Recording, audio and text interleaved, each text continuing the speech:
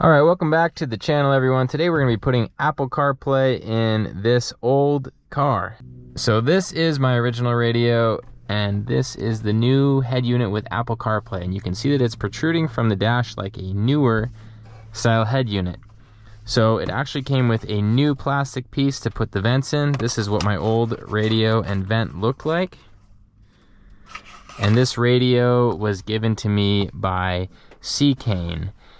And I will put the link in the description. But if you are not dealing with a Toyota Corolla like this, you can simply go to the internet and look for an Apple CarPlay unit for your car and find one that fits, and it's actually plug and play. The next thing that you do after you purchase the head unit is look up on the internet how to take everything apart. In this Corolla, it's super easy. Everything just snaps off. You don't even need special tools with this car. And then once you get into the actual head unit part, there are a few screws that required a 10mm socket. But if you look up a tutorial on YouTube, it will show you exactly what you need to do for your car.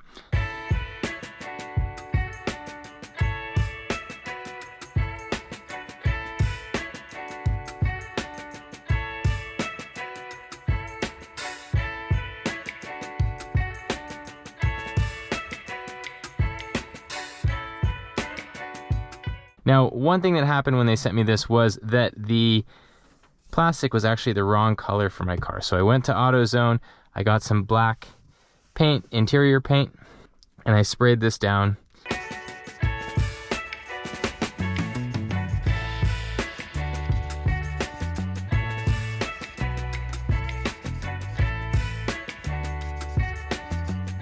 And it looks relatively nice, but you can see that the functionality is similar to what you'd see in a new vehicle. So this is very cool. Now, as soon as I installed this, I realized how bad the factory speakers were from Toyota. When I got in the back of the car, this is what my speaker looked like. You can see that this is ripping, and there's also glass shards in here, and so that was vibrating when the speaker was going on and off. It was making a sound as if the speaker was blown, so I thought the speaker was blown, but it turns out there's just glass shards in here, and it looks like someone spilled fluid back there. So overall, these needed to be replaced. This is what the front speaker looks like. And with speakers like this, you can just go to a speaker website. I used Crutchfield and ordered the cheapest speakers that were available. And for about $100, they gave me new speakers for the car. And they also gave me the wire harness to plug the speakers in and the adapters. And so it was only about $100 shipped.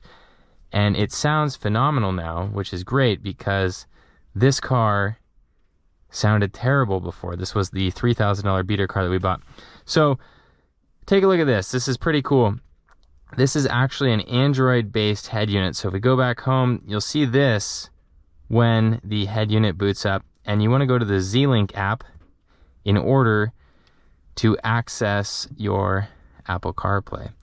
Now what I found is that if I do the wireless Apple CarPlay, it doesn't always work. So what I do is I just got a USB cord and I plug it in, and that works every time. It's much more reliable and a lot less buggy. So the wireless Apple CarPlay is a little bit buggy on these head units, and that's pretty typical. However, when you wire it in with your USB cord, it works much better. So let's listen to some music here. There's a couple things I want to show you. We're gonna look for some royalty-free music. This is what I use when I do the night drives on the Miles Per Hour YouTube channel.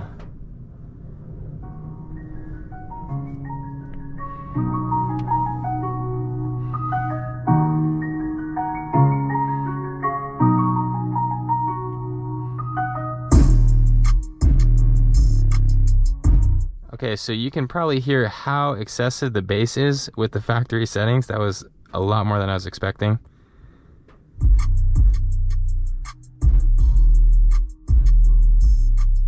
But it's not actually blown out, it's just rattling things inside the car. So the bass now sounds very good. If I take things out of the pocket and I turn the sound up, the car has a very full sound. But I found that the factory bass settings with this head unit are a little too high with aftermarket speakers.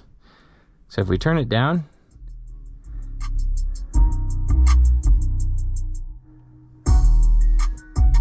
we get a much cleaner sound and a much more balanced sound. And you can try the different modes, but I found that all the modes sound a little bit too heavy in the bass department with this head unit. So that's my one complaint with it. Overall, I'm very pleased with it, and the Apple CarPlay works very well. That is it. That's the Apple CarPlay upgrade for an old car. Now, this head unit is only about $200 if you have to buy it yourself, and I'd say it's well worth it when you see how much it transforms the car. So if you have screen envy over the newer cars, instead of going out and wasting money on a newer car, you can simply upgrade your head unit and get the same functionality for a fraction of the price.